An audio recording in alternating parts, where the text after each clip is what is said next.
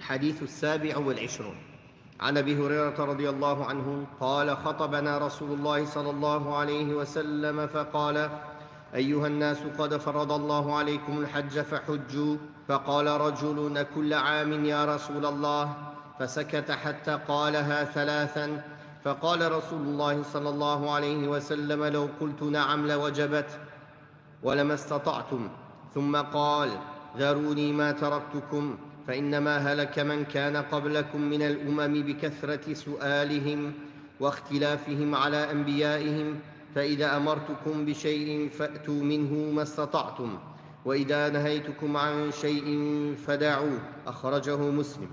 Dans la version de Muslim, il n'y a pas min al-umami. Donc, on rapporte d'Abu Huraira radiyallahu anhu qu'il a dit, le messager d'Allah sallallahu alayhi wa sallam a dit lors d'un sermon: ô vous les gens, Allah vous a prescrit le pèlerinage, alors accomplissez-le. Un homme dit: est-ce chaque année au messager d'Allah? Le prophète sallallahu alayhi wa sallam garda le silence alors qu'il questionna à 3 reprises. Puis le messager d'Allah sallallahu alayhi wa sallam a dit: si j'avais dit oui, cela serait devenu obligatoire et cela vous aurait été impossible. Puis il ajouta: laissez-moi tant que je vous laisse. En vérité, les communautés avant vous ont péri par la multiplicité de leurs demandes et leurs divergences avec leurs prophètes. Ainsi, lorsque je vous ordonne quelque chose, accomplissez-en ce que vous pouvez. Et lorsque je vous interdis quelque chose, abstenez-vous-en. Rapporté par Muslim numéro 1337. Ce hadith vient confirmer le 5e pilier de l'islam, l'obligation du 5e pilier de l'islam. Pour celui qui en a la capacité, c'est le hajj, le pèlerinage, qui est obligatoire une seule fois dans la vie pour celui qui en a la capacité financière.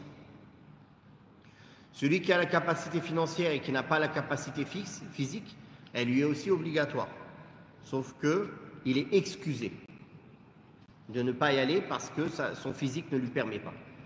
Donc si c'est une incapacité permanente, il pourra déléguer quelqu'un pour le faire à sa place. Dans ce hadith, il y a la preuve qu'il ne faut pas insister à demander, surtout à l'époque de la révélation, car cela peut être la cause d'imposer des choses qui à la base n'auraient pas été imposées. Comme ici, la personne a demandé: est-ce que tous les ans le hajj? Est-ce que tous les ans le hajj? Est-ce que tous les ans le hajj? Le prophète sallallahu alayhi wa sallam a dit: laissez-moi tant que je vous laisse. Si je vous ai rien dit, ce n'est pas la peine d'insister. Parce que si j'avais dit oui, cela serait obligatoire et vous n'auriez pas eu la capacité de le faire.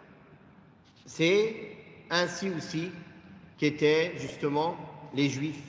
Allah il leur a dit: égorgez une vache. N'importe quelle vache. Mais comme ils ne voulaient pas le faire, comme Allah Ta'ala a dit: فَذَبَحُوهَا وَمَا كَادُوا يَفْعَلُونَ. Ils l'ont sacrifié, mais ils étaient à 2 doigts de ne pas le faire. Ils ne voulaient pas le faire. C'est comme quand tu donnes un ordre à quelqu'un, à un employé, à ton enfant, à qui que ce soit, de faire quelque chose. Il n'a pas envie de le faire. Quand il n'a pas envie de le faire, qu'est-ce qu'il va faire? Oui, mais je ne sais pas comment faire. Oui, mais comment? Oui, mais où? Oui, mais quelle taille? Oui, mais quel poids? En fait, tu comprends qu'il ne veut pas le faire. Il pose des questions juste pour que tu le laisses tranquille. À la fin, tu en es assez, tu lui dis: vas-y, laisse tomber, je vais aller le faire moi-même. Voilà comment ils ont fait les Yahoud. Allah Ta'ala il leur a dit: égorgez une vache. Oui, quelle vache? Quel type de vache? Quelle couleur la vache? Quel âge la vache? Voilà. Plus ils ont demandé, plus les conditions ont été difficiles.